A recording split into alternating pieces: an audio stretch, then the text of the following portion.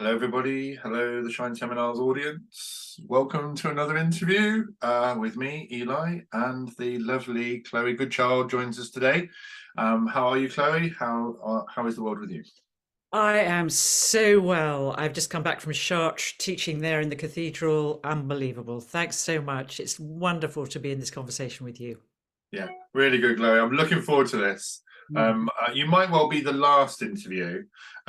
We were going to do 45 interviews, but things have taken, I think you're the 20th. So I've done well, but I've saved the best till last. And the last shall be, and all of that. Yes. Well, Yeah. may we all be first, actually. Let's change that paradigm as well. Yes, absolutely. Well, it's the end of something and the beginning of something new, isn't it? It So, is. um, so how was charts, and how was your time in France? Well, the core message from that, I was working in partnership with the Wisdom University in America, Jim Garrison, Ubiquity University, and they have been studying the Chartres Academy of Arts. That's the medieval era from 1000 to 1200, when these extraordinary masters of love, spirit, and the arts came together as inspired both by Greece and Egypt, but primarily Pythagoras was our focus. And Pythagoras created the seven liberal arts, of which music is right bang in the middle. And every year they go, and whether it's they're studying geometry or astronomy or arithmetic or mathematica, everything has an at the end because it's Latin or it's translated from Greek into Latin. Um, and so musica was this year's focus. And of course, my God, to be sounding, we were given free, completely private space to be in the cathedral with 90 people from all around the world in this, what is, do not be fooled, this is not a cathedral. This is a cosmic, vortex. It's extraordinary, which goes back a big story, 3,000 years back to the Druids, and inevitably the Celts and the Druids discovered it first, along with the this very deep embodied awareness of Earth and Gaia as the eternal feminine. So you can imagine I was absolutely in my element, and Beautiful. there's a 42-meter labyrinth there. So it's an extraordinary place, and we were allowed to be in the cathedral on our own for periods of time throughout the day. So that really appealed to my love of self-inquiry, of how music comes together, how matter, I mean, Pythagoras himself said that matter is solidified music. So that's it, there it all is, matter, that you and me sitting here talking here, we are solidified music. And so Beautiful. that's my great passion, and to help people to remember that. So, how long were you there? How long did you stay there? And So I was through there, again? yeah, we were doing a retreat there for a week, just 1 week, 7 days. And that enabled us to really explore the uh, the tools, the practices of the naked voice, which is our work in the world. Mm, Amazing, Chloe. What a beautiful experience, and extraordinary. yeah, what an amazing place. And I guess you tapped into that Magdalene energy that's there. It's It's very powerful, really, really powerful. So it was incredible just to link all the kind of the architecture of our work, the sonorous architecture of our work, and to realize that the lineage of Pythagoras is actually was really, really powerful, really, really powerful, much more than I consciously realized. So that was very profound. A lot of people were glad, not just to be in a kind of academic environment, but to be an environment where, they said, we've been studying this material for so many years. It's such a relief to be able to embody it. So there was a lot of sound, a lot of poetry, a lot of song and music, and everybody found their voice, which is it would seem, is the most critical Yeah, practice of our time. Right. yeah, right across the board, right? Just Abs- in all dimensions. right. Whether you're speaking your truth or whether you're singing healing frequencies. Absolutely. Yeah. Yeah. Yeah. So the cathedral itself, obviously, like you said, it's a vortex. I mean, what was it like to sing in there? And did you just have to, yeah, go on, yeah, share it with us. It's great. Yeah. You know, Yeah. you literally don't even, you don't have to think anymore. You Yeah. know, the intellect is in complete and utter subservience to the soul, and so I was invited. We went down into the what's called the crypt. Some call it the lower church because the understanding is that before the apparent higher church was built, the lower church was obviously closer to the ground, and you go down into this vortex. And so singing there was extraordinary. I mean, there was a real sense of connecting directly with the Black Madonna, which was worshipped by the Druids, say 3,000 years ago, pre-Christian. So, you're really right in the absolute vortex. And there are incredible wells down there, which, there's 4 or 5 really deep primordial wells, of which we were allowed to really sound around one of them. And you look down into this well and you think you've come into the crypt, and right, that's lovely, this is amazing. And then you go even further down, and you just see this, literally this kind of column of, somehow they've managed to connect light in there, so you can see this light just spiraling down into the earth. I mean, just extraordinary energy, as you can imagine, beyond words, beyond words. Absolutely fantastic. So you'll be visiting again then? I think so. I think so. It was so beautiful to really feel all the different pathways of my own life, the Eastern and the Western influences on this restoration of the authentic voice. Just all sort of somehow came together in this one experience. So that was very beautiful. The different lineages, the Egyptian and the Indian, the Greek and the Celtic, and obviously the Gaian sources. Absolutely fantastic. I just you reminded me of a story of a friend of mine who was a musician, and he puts out this album, and I was talking to him, and he's actually a mathematician. He's got a degree in maths. Mm. And I said to him one day, I said, did you, being a mathematician, did it help you being a musician? And he went, oh, no. Yeah, I know. And I went, really? I said to him, how's that? And it was really interesting that he said no. And I was talking to him, and then as we were talking, he suddenly realized, he was like, actually, something somewhere inside me, I've assimilated all this maths, and because his music's really complicated. And I said, and it clearly the maths has influenced your music. And then he came to this realization. He was like, actually, like, yeah, I think you're right. I think I've just absorbed the maths and it's coming out. And because obviously maths is music and music is maths, isn't it?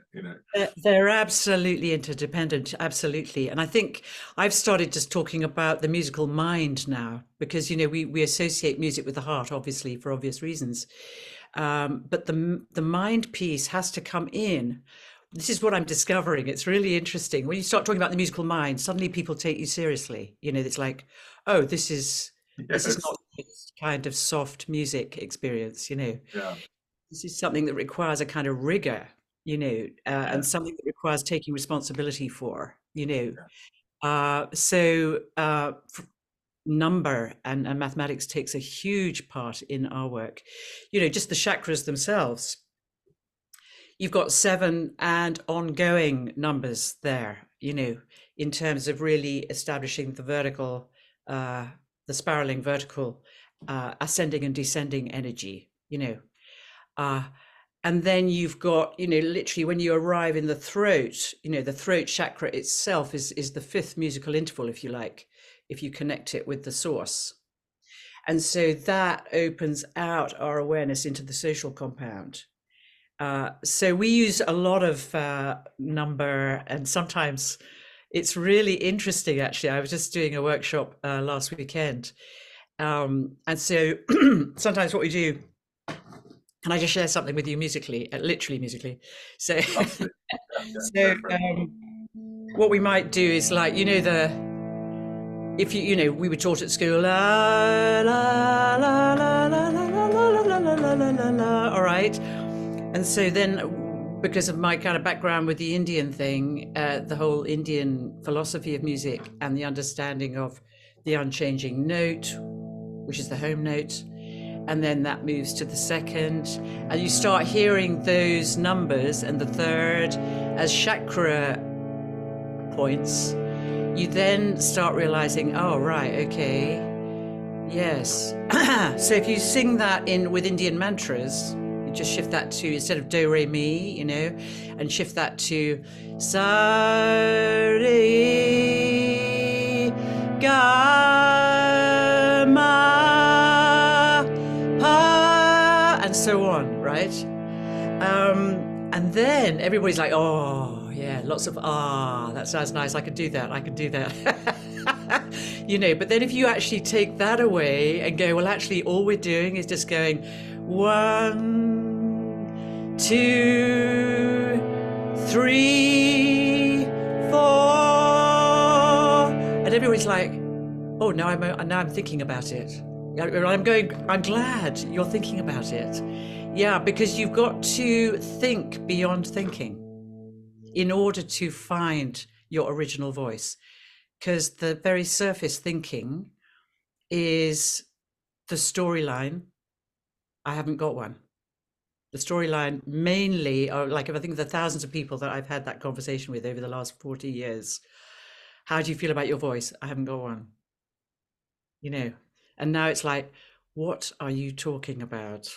You so have a voice, you do, listen to it. So this kind of alchemy of heart experience of one's sound combined with an intellectual regard for it, and in other words, a non-judging, self-observing mind, not just a mental 1, 2, 3, but that mental 1, 2, 3 kind of brings in that self-observing mind. And then before you know where you are, you're the happiest person that ever existed.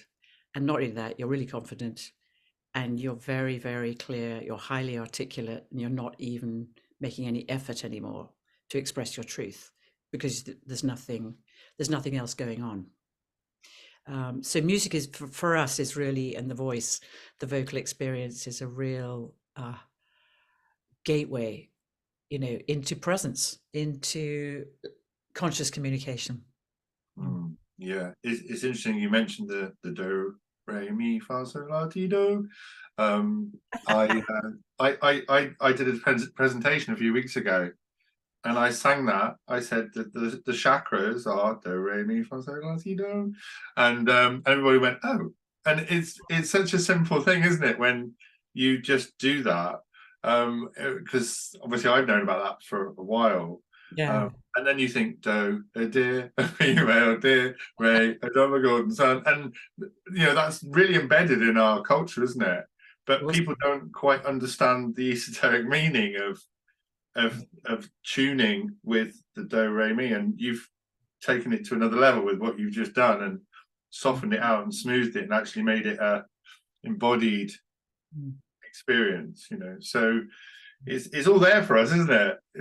It's so simple, and it I think what's so profound about it is that it just disappears fear, because there's no place for fear once you hear yourself. So you place the F with H, and then you're hearing yourself, and then you can create kind of very basic, very simple mantras.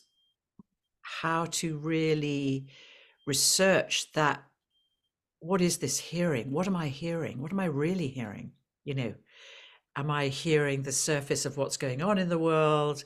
What level am I hearing? Am I hearing what's happening in my street? Am I hearing what's happening in my family? Am I hearing what's happening literally deep within my own soul? And that is, and then you can, now I hear you. Now I see you. Now I feel you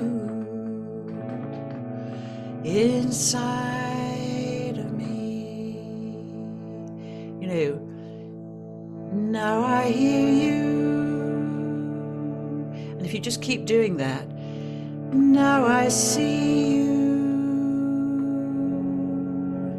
Now I feel you inside of me. And then you're just in a conversation with yourself, but it's actually a conversation that we're wired for, whatever our own language for that might be. We're all wired for it. It's so interesting to me that, like, I used to work with Eve Ensler, the vagina monologues, who created the vagina monologues. Yeah. And made the music for her vagina monologues, which we performed in, when I say we performed, we experienced as 20,000 people in Madison Square Gardens. Wow. And that was extraordinary. And you really had that sense with this much more experiential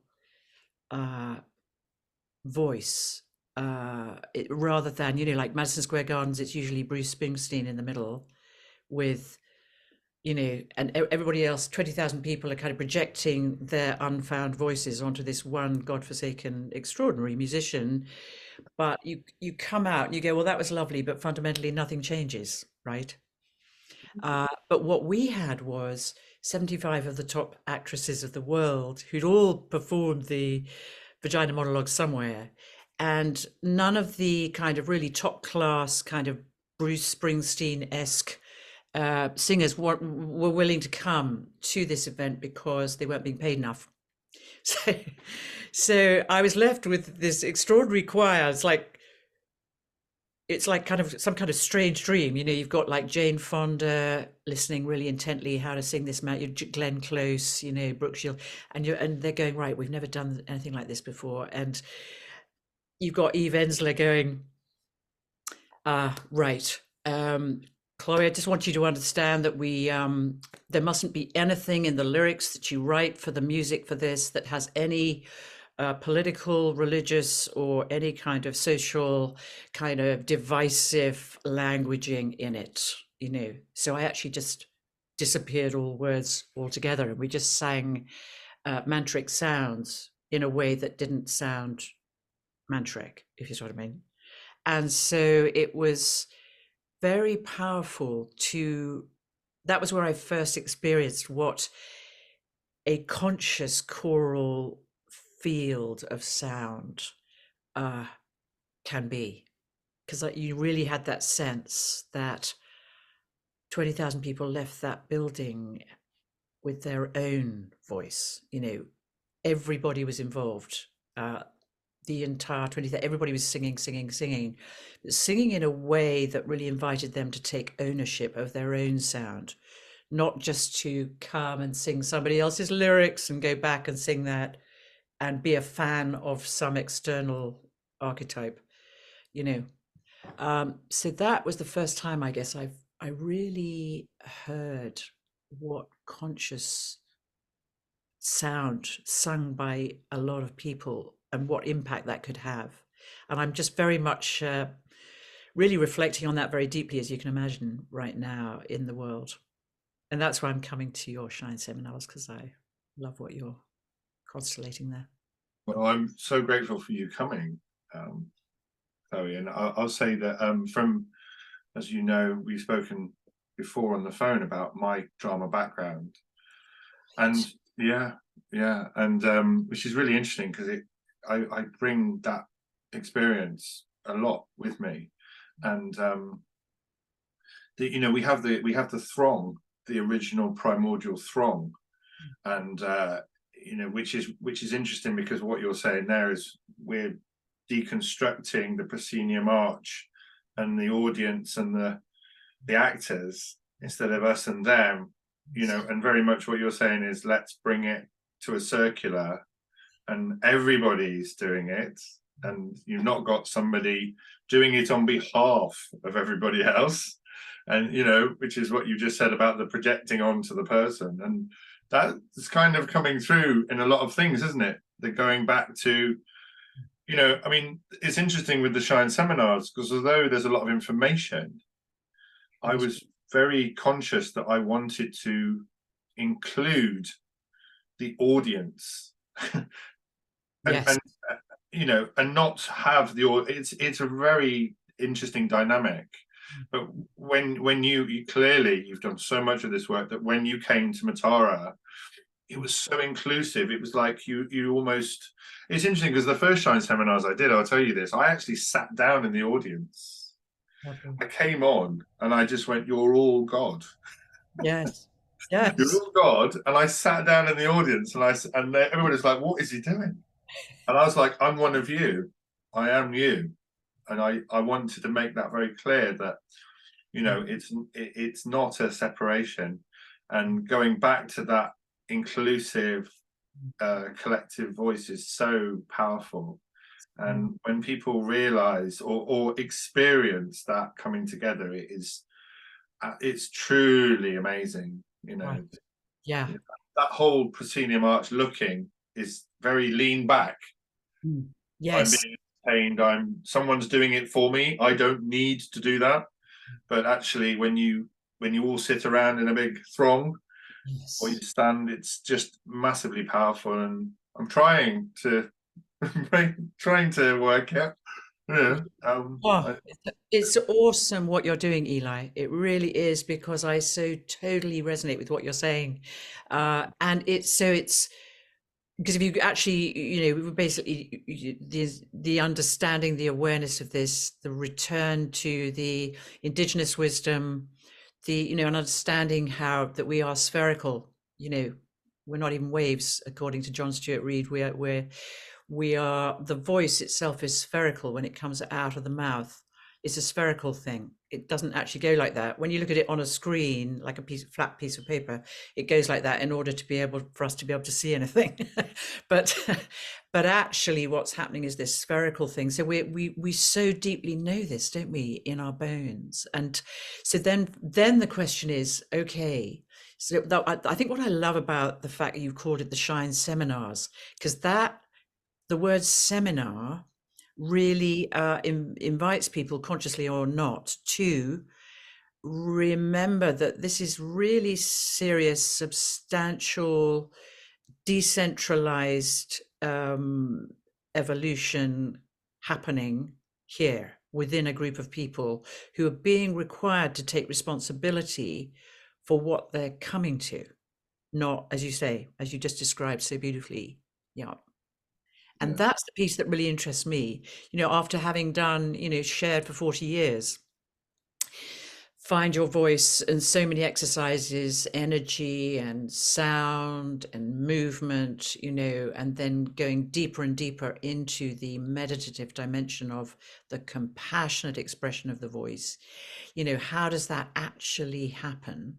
You know, not in a religious way, but in a truly embodied way. As unconditional love, basically, you know. So that's it. That's really what I sense you're calling for. That's what's called me to collaborate with you. Well, it's all meant to be, isn't it, Chloe? Because you know you moved a couple of weeks before to where you live now, and we were doing the gig like 7 miles away. And you Yes. went, oh, I've just moved up the road. Yeah, it's so cool. It's Of course so, you moved up the road. yeah, it's so beautiful, isn't Yeah, it? It's absolutely amazing. What I will say, and we've spoken about this before briefly, but you're again coming through. I truly feel that sound healing will be one of the big modalities, if not the big modality going forward for healing. I truly believe that. Just from my own experience of being in sound baths and singing, and Mm. it just does, it literally raises your frequency, doesn't it? If you can just sing, or even, I mean, it's interesting. I remember my granddad's generation used to whistle, you know, and Yeah. it's we kind of don't hear people whistling, Yeah. but there was Yeah. a whole thing, wasn't there? Like Yeah. Oh, guys with trilbies and flat caps yes. whistling, Yeah. um, Really, that's like, it's very interesting because there's this wonderful indigenous elder in Chartres. We had different lineages present, and we had a whole gathering that took place one day at the wisdom tree, the mother tree in Chartres, in the wider field of the community of Chartres, which is this extraordinary, massive tree. And this indigenous wisdom elder, she brought with her her flute, this kind of incredible flute, which was the same sound as a whistling. And suddenly she played it, and it was like, oh my God, it was as if we were, we were literally all shot up the energy of this tree. And she just shot our awareness right up into the heavens in that moment. It was extraordinary. yeah, just whistling is Yeah, just. I mean, I don't know what the frequencies are, but you yeah, can imagine people walking down the road, and if they come out of work feeling good, they whistle, or if they want to raise their vibration, they well, it's give a little whistle, isn't it? That's what it is, give a little whistle. yeah, Um, yeah, and the voice can take you from one frequency to another, pretty much instantly, and absolutely. And on that a comes, cellular. that's as simple, as you do not have to train to be a musician to know this. You Yeah. just have to place your awareness in the center of the chest and just go, oh, whatever it is. And then there is the sound. Oh, and then it's not just like, oh, but it's like, what's the mathematics of that? What's the, what is that? What is the geometry? What is that emotional frequency that takes us then into, of course, the more attention you give to it, into deeper states of human feeling, positive human feeling. Yeah. And you can literally turn mindsets like I'm really depressed, you know, Mm. Mm. into, oh, I'm not really depressed. I'm a minor third. Yeah. Oh, that's Yeah. music. It's like Yeah. don't waste time with antidepressants. Oh, that's longing. It's not depression. We've minimized these profound kind of spiritual, our original feeling, into these kind of stigmatized states that then require kind of external medicine to make you better. Talk about giving away your responsibility to an outer, an outer condition that has no idea who you really are. You know. And So it's universal, isn't it? It's a universal thing. It's everyone can do it at any time, at any moment, and it yeah, doesn't take much for somebody just to yeah, raise themselves, into a different state of mind. right. Um, Yeah. And yeah. to really benefit, I mean, to really take ownership of the personal narrative, and to take it in and to sound. What does that sound like? I mean, I've been fortunate enough to, and I've learned so much from working with inmates in McGalbury Prison, in New York High Security Prison. These extraordinary souls who just, you can hear the sound, this profound sound of human suffering, but actually how that shifts itself into profound states of human compassion. You know, one extraordinary guy, Martin Snodden, who I remember his first line to me was, "I used to be able to sing like you till they put a gun in my hand at 16. And if I hadn't shot my opponent, I would have been kneecapped." Right. And so his personal narrative is 18 years in prison. And boy, did he make good use of that time.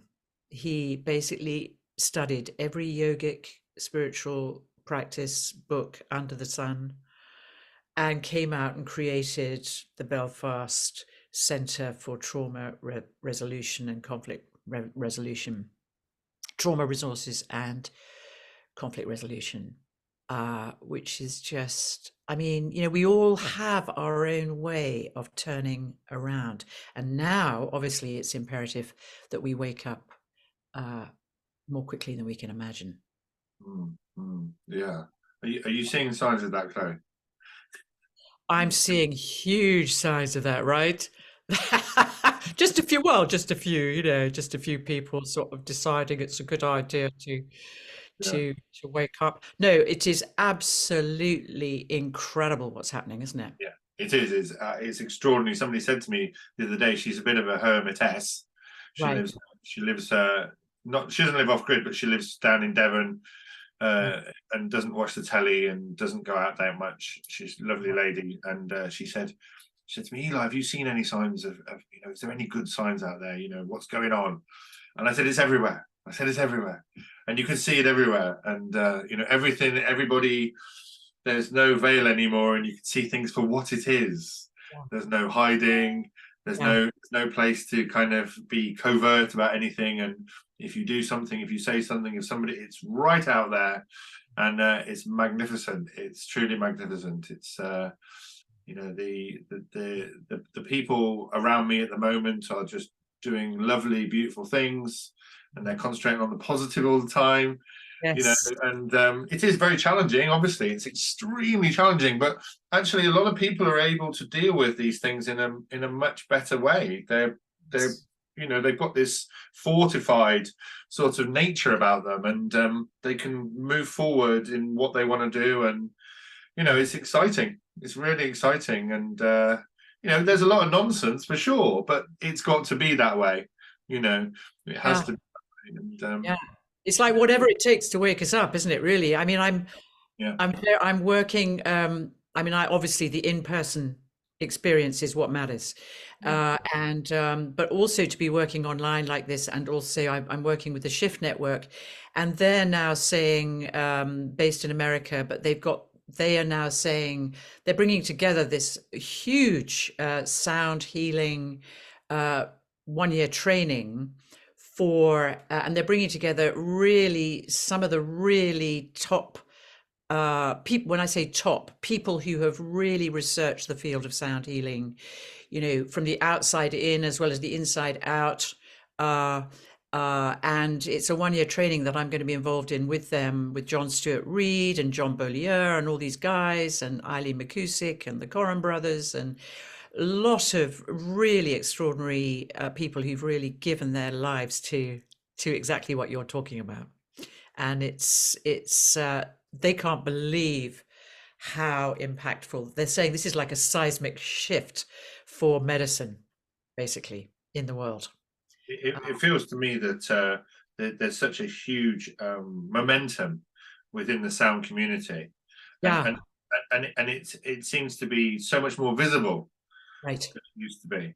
You know, Yes. so you know, I get things in my email, and I look in, you know, the Oracle magazine or in Kindred Spirits or whatever, and you see, you know, and in the groups you see a lot more people talking. Even in the conspiracy groups, you know, there's things about Rife, and there's Emoto's work with you know, with singing into water and things like that. It's much more kind of mainstream, because Yes. you know, it really is. I mean, Yes. we Well, it's might, ever yeah, since science has come in, the scientific kind of, you know, yeah, confirmation of what it's all about has yeah, come in with quantum science. And of course, you know, that's really helped, hasn't it? yeah. Yeah, well, the science thing is so huge. I mean, I remember reading Dr. Joe Dispenza years ago, Right. and if people understand where Dr. Joe's come from, and he Yeah. made that public, people might not actually listen to him as much, Right. because he spent a lot of time with Ramtha. I don't know whether you know that, Uh-huh. um, Yeah. and she obviously does, you know, Yeah. uh, He's got, um, but he was very adamant that he wasn't going to talk in terms of religion or and only talk in terms of science. Right. And he was absolutely like, if I talk in the language of the zeitgeist, Yes. then people will they will resonate with that. If I Incredible. talk in the language of religion, I'm not going to get my message out. Right. So that science thing has just really taken it to another level, because you do get the let's say more logical, reasonable men who Yeah. are working in that side of things. They're actually suddenly like, well, actually, I really have to take this on board, because we're talking the same language. And Yes. what might have been considered to be, a bit woo, is Yes. like, just like you said earlier, it's actual science. And it's provable, it's replicable, and that is truly a huge thing, because it's now completely accessible as a thing, factual, you know. Yes. And Yes. yeah, it is phenomenal. I Yeah. was reading the other day that quantum physics is the most studied subject in the field of science ever. Well, it's because we're made of quantum physics. The entire Yeah, body yeah. is There's more evidence to say that the quantum world exists than anything else. Uh, right. Yeah. and that really blew my mind. Because there's literally, since the Second World War, almost every single top level scientist has been working in that field, Right. and Yes. that is hugely important for us moving forward, because now we're looking at things that are not in the materials world at all. Exactly. We're now working in the world that we can't see or even experience on that level. It's much, much deeper. It Yes. is amazing, Chloe. And I think that working with John Stuart Reid, I think, must be really interesting, because he's very much considered to be one of the scientists, and he's made his beautiful cymoscope and his machines, his cymatic machines, and they're provable right in front of your eyes. There you go. It's Boom.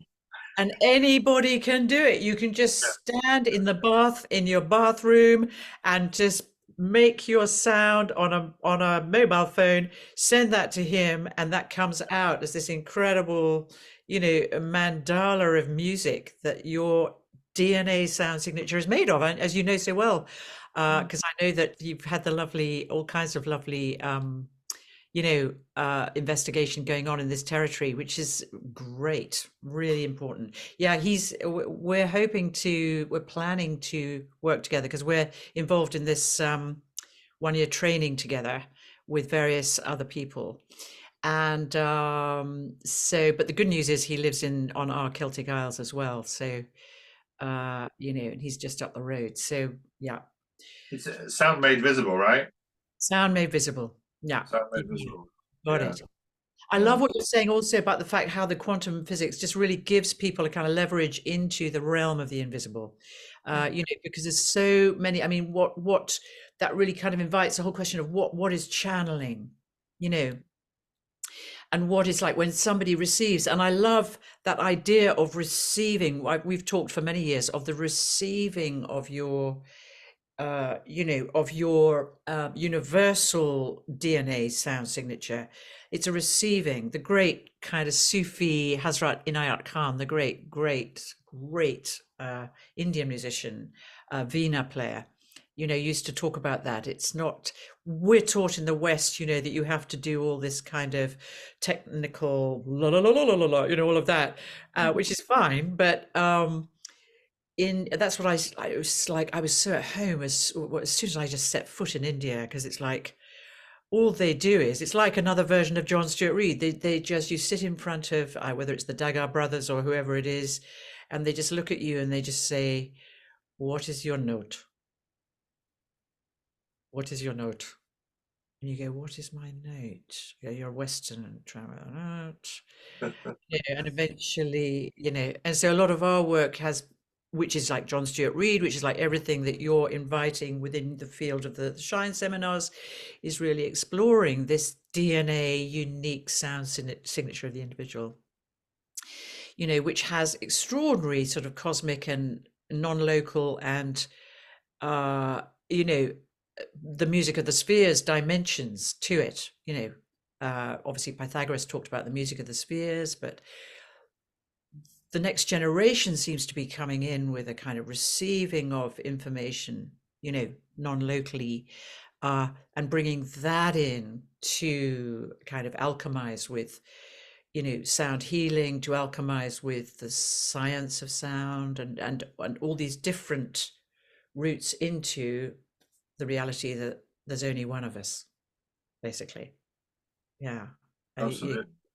At that point, it's not even about sound. It's interesting. You just made me realize. Think. I don't know if you've ever seen this book. It's Spirit, Earth, and Human Evolution by Lovely. Dr. Yubraj Sharma. Okay. This is really the reason Wow. I say this is that there's a chapter in here. He's a lovely guy. He's a beautiful Yeah, guy, beautiful. and there's a chapter in here called Light, and Now you're he talking. explains that light and sound are the same. Right.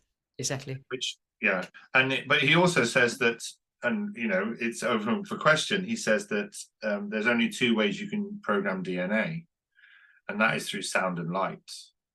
And he says that. He says, and clearly that is the case. Right. There might be other ways of doing it, but certainly with sound, it is absolutely, you can program DNA with sound. And I think there's that famous quote, if you change the music of a people, then the people will change. I'm not quite sure who said that. It might have been a communist actually, but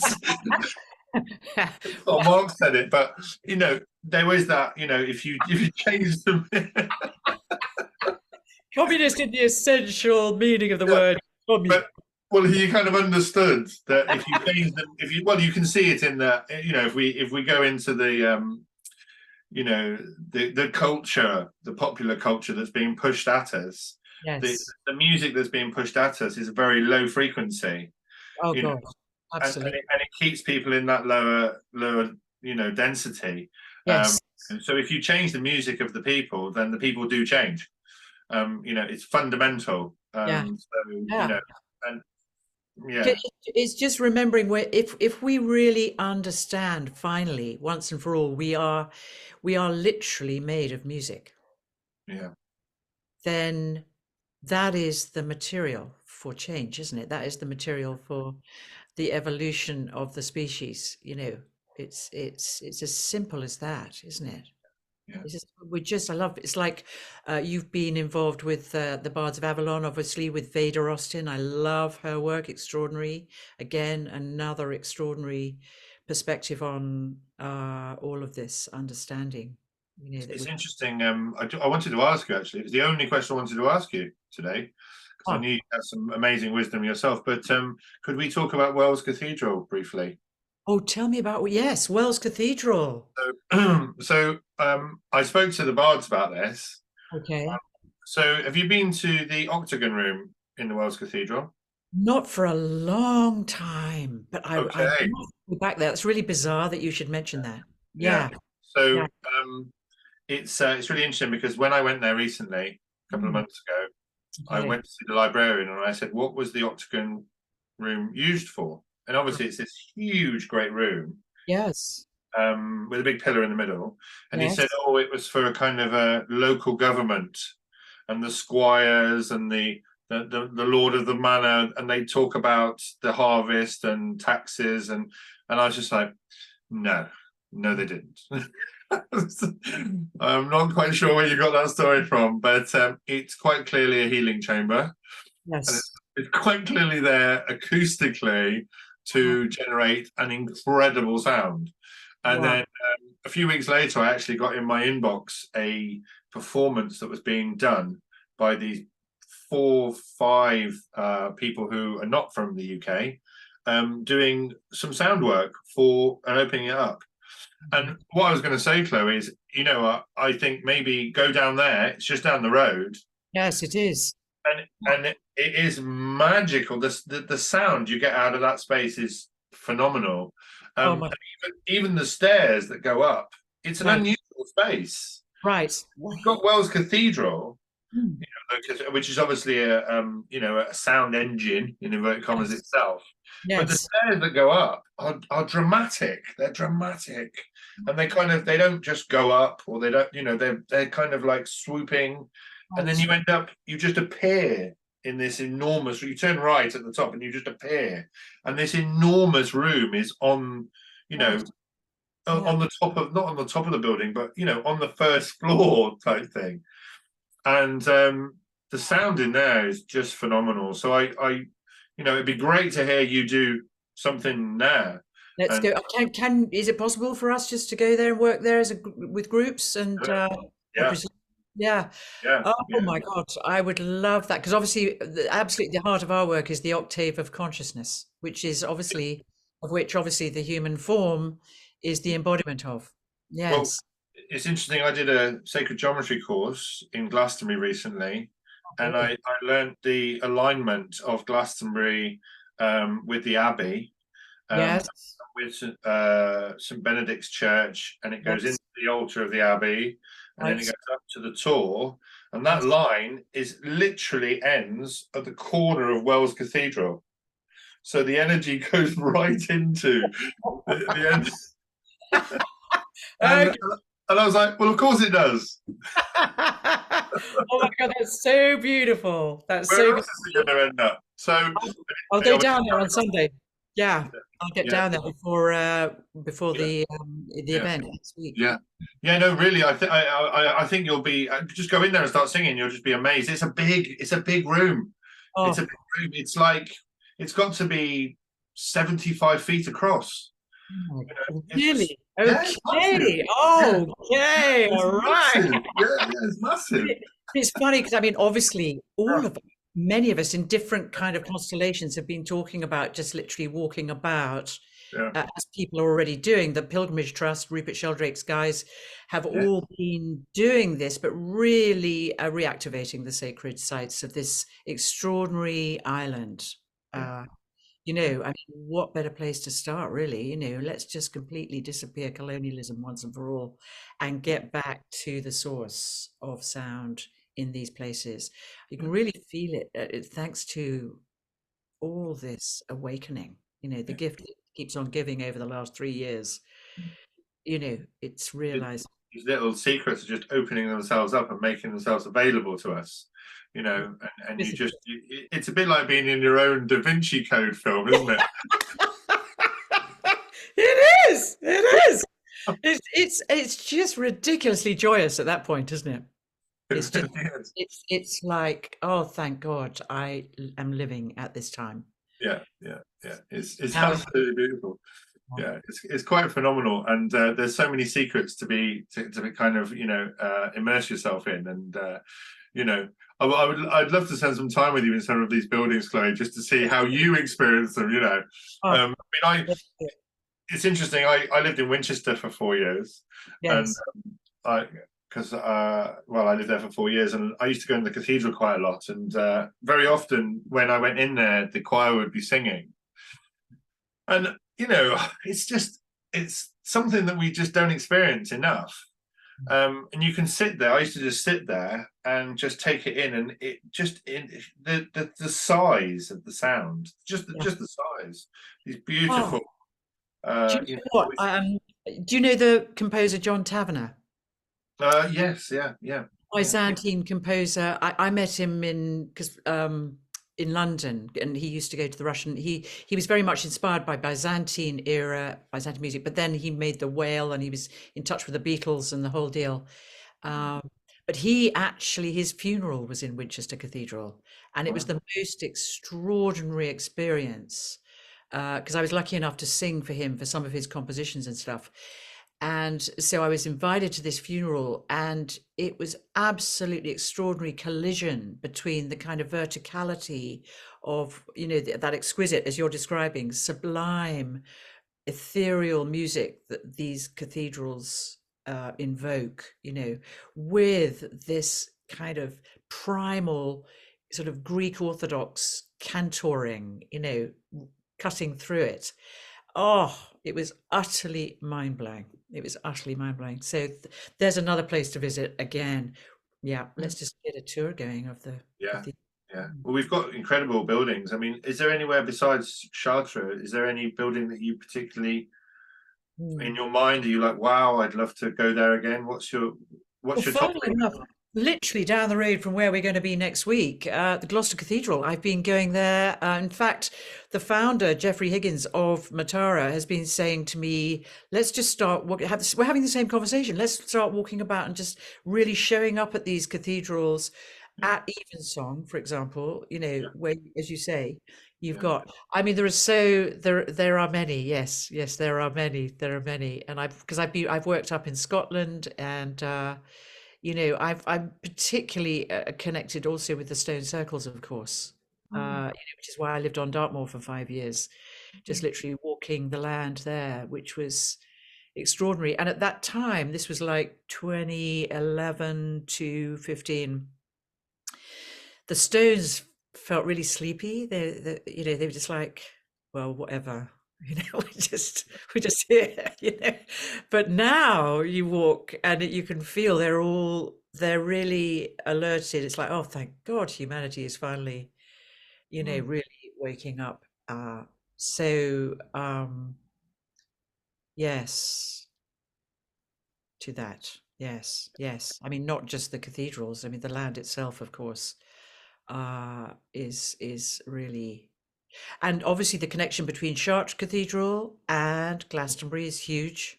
Sure. Joseph of Arimathea, Mary Magdalene came over, walked up to Chartres Cathedral.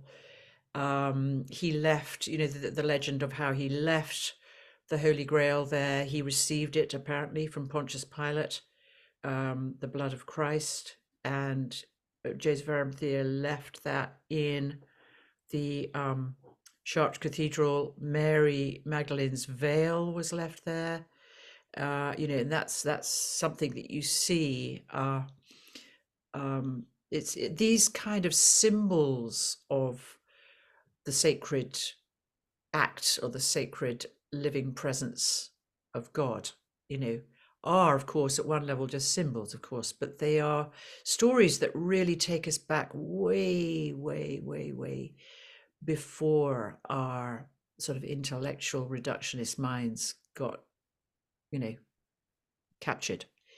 Uh, and so, of course, what our revisitation of these sacred places now is, we're just remembering ourselves, aren't we? We're just remembering who we are, why we came here at this time. I was in Stanton Drew last week, Chloe. Oh, I was going to say Stanton Drew. Yeah, Stanton That Drew. Stanton Drew for me is It's great. an extraordinary vortex. Yeah, yeah, yeah. And it's lovely because it's way off the tourist map as well.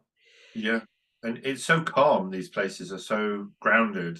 They're all very, very grounded, aren't they? Very, You know, very. amongst those stones, and we've got obviously Rory's coming to the Shine, and Maria's going to be there. Oh, God, yeah. Have a little chat with Maria about some of her favourite places. Right. And let's get walking. Well, I know, of course, Rory is really on it with this, isn't he? In the most beautiful way. And Maria, now I don't know Maria so well, so that's going to be awesome to. Well, Maria does the feminine side of that. Okay. Obviously, she's the second generation dowser Oh, who great. they were. Her father was afforded, as I can say, or bequeathed a lot of documents to do with dowsing from Victorian and earlier periods. So Maria absolutely embodies Great. dowsing and earth energies. Mm, She's, I mean, yeah. I can't talk highly enough about Maria because she really does embody it, and she'll talk to you about the chakras of a particular stone and what it Oh, is, how it resonated. And we walked down the avenue in Avebury, and she said, if you notice, all the stones down this side are male and all the stones down this side are female. So she takes you into the nuance that that a lot of people miss. So yeah, Maria's a magical person. So yeah, it's and in fact I was on site, I think, I can't remember, it was yesterday. I went up to the site yesterday, and it's actually a very grounded site. Great. Um, yeah, it Yes. feels really calm and it's really beautiful, and Mm. you know, so I'm really looking forward to our gathering, and Me I too. think, yeah, no, it's going to be great, Chloe. I'm so grateful for you coming. You know, Oh, it's a great joy to come, yeah, at this extraordinary time. It really is. And thank you, Eli, for your commitment to this and to your, activating this for everyone. yeah. Mm. Well, I'm just putting the call out. That's all I do. That's all I do. I just put the call out, and whatever comes back is meant to be. And we're going to have a fantastic time. We're going to really enjoy ourselves, and you Oh, know, yeah. it's going to be yeah, it's going to be really lovely. You know, Chloe, I'm going to keep it to this period of time. You've given Yes. us some more of your wisdom keys today, and I'm so grateful for that. Thank you so much for joining me, and may we do this again afterwards. Let's just carry on. We're living in the same country of the soul. Let's just keep living it together and walking it. Beautiful. And So so thank you so much, Chloe, and I'll see you next week.